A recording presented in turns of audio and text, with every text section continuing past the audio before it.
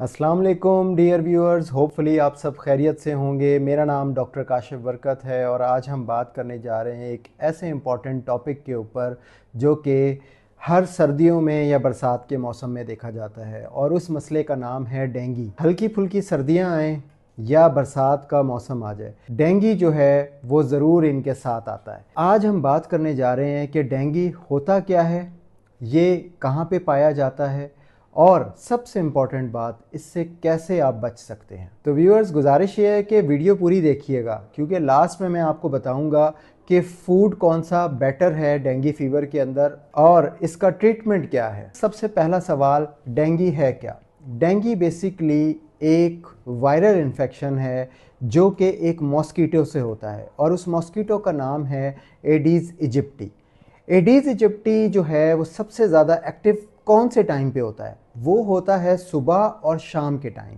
तो आपने सिर्फ रात वाले मच्छर से नहीं बचना है, आपने बचना है सुबह और शाम वाले मच्छर से भी, क्योंकि ये मेजर कॉज है डेंगू का। व्यूअर्स, अब हमारा दूसरा सवाल, ये मच्छर कहाँ से आता है, कहाँ पे पाया जाता है?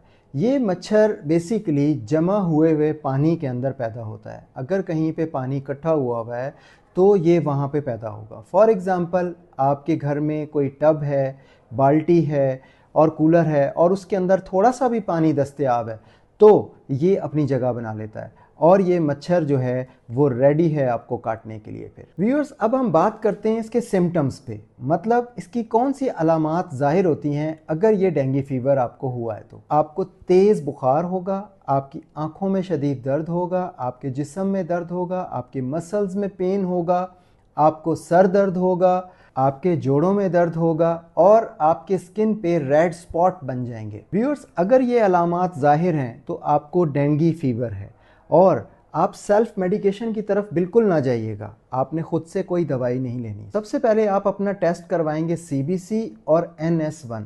अगर आप इन दो टेस्ट के बारे में जानना चाहते हैं तो कमेंट में बताइएगा मुझे, मैं आपको कंप्लीट डिटेल दूंगा NS1 के हवाले से और CBC के हवाले से। व्यूअर्स, अब हम बात करते हैं कि डेंगू का ट्रीटमेंट क्या है।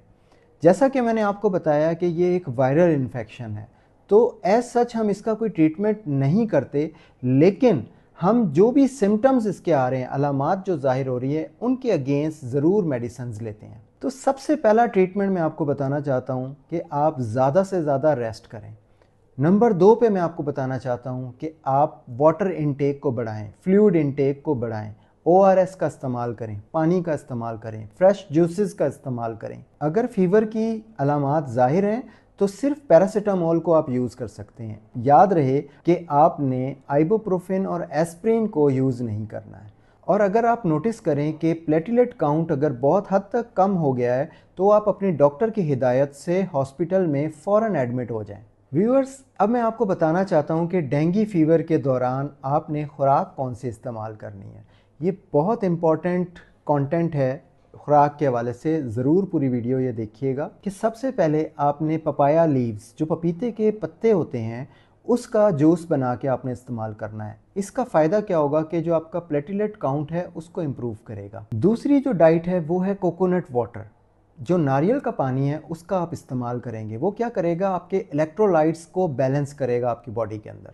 फिर आपने फ्रूट्स का इस्तेमाल करना है। फ्रूट्स कौन से? एप्पल है, कीवी है, ऑरेंजेस है और गावा है, अमरूद वगैरह। ये आपने लाजमी अपनी डाइट में शामिल करने हैं, क्योंकि आपकी इम्यूनिटी कम हुई हुई होती है, वीक हुई हुई होती है, तो आपने अपनी इम्यूनिटी को जो है वो बूस्ट करना होता है।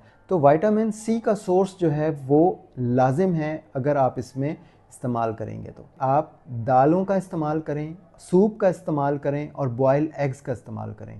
प्रोटीन डाइट लाजमी लें, मीन्स के प्रोटीन हैं ये सारी चीज़ें, आपने लाजमी अपनी खुराक में शामिल करना है, तो आप जल्दी रिकवर हो जाएंगे। और लास्ट में सबसे इम्पॉर्टेंट बात यह है कि आपने जंक फूड, फ्राइड फूड और ऑयली चीज़ों से इज्तनाब करना है। अब मैं आपको बताऊंगा प्रिवेंटिव मेजर्स, बचाव के तरीके।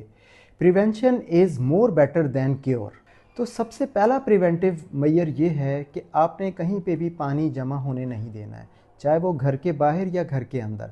दूसरे नंबर पे आपने फुल स्लीव कपड़े पहनने हैं, मतलब कहीं से भी आपका जिस्म जो है वो ओपन ना हो।